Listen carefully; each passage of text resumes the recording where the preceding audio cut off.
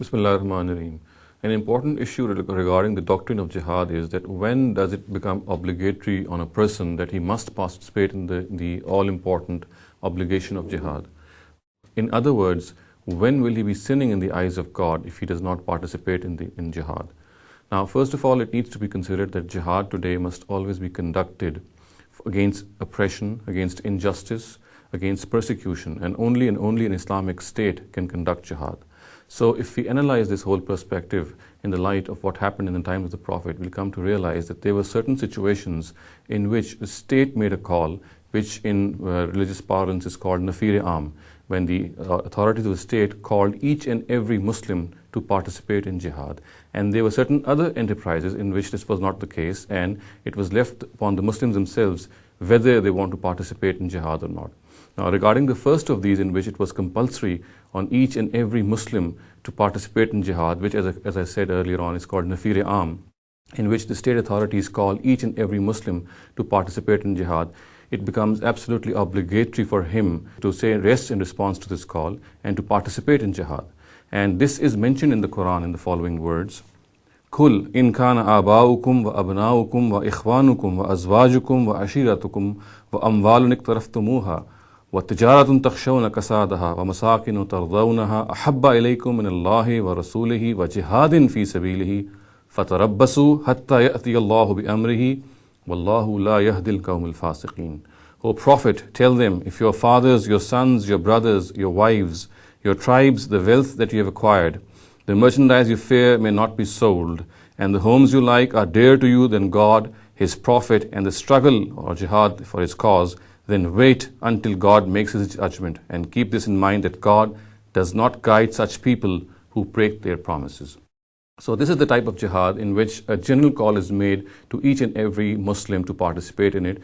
And if a Muslim does not participate in such a jihad, then of course he would be sinning in the eyes of God. There may not be any punishment for him in this world, but in the eyes of God he would be sinning. And as I said, there's another type of jihad in which this general call is not made and in which participation is left upon the Muslims themselves. And of course today, in the presence of standing armies, this situation very seldom arises. In that particular situation, though participation in jihad, if a person is called or if he is given the opportunity, it could be a very desirable endeavor, but in this regard, if he does not participate in such an endeavor or such a campaign, he would not be sinning in the eyes of God. And this particular type of jihad is also mentioned in the Quran, in which a general call is not given. Of course, as I said, it is not compulsory for every Muslim to participate, but it is left to their discretion. This is mentioned in these words in the Quran in Surah Nisa. The words are, لا يستوي القاعدون من المؤمنين غير أولي الضرر والمجاهدون في سبيل الله بأموالهم وأنفسهم فضل الله المجاهدين بأموالهم وأنفسهم على القاعدين درجة وكلا وعد الله الحسنى وفضل الله المجاهدين على القاعدين أجرا عظيما درجات منه ومغفرة ورحمة وكان الله غفورا رحيما. Not equal are those of the believers who sit at home without any genuine excuse and those who strive hard and fight in the cause of God with their wealth and their lives. Allah has given preference by a degree to those who strive hard and fight with their wealth and their lives above those who sit at home.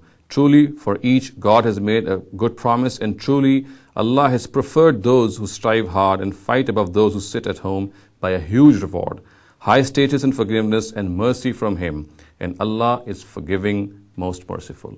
So these verses spell out the fact that in certain times when a general call is not made, it is left to the discretion of the Muslims to participate in jihad or not. It is greatly desirable. It will earn for them great reward.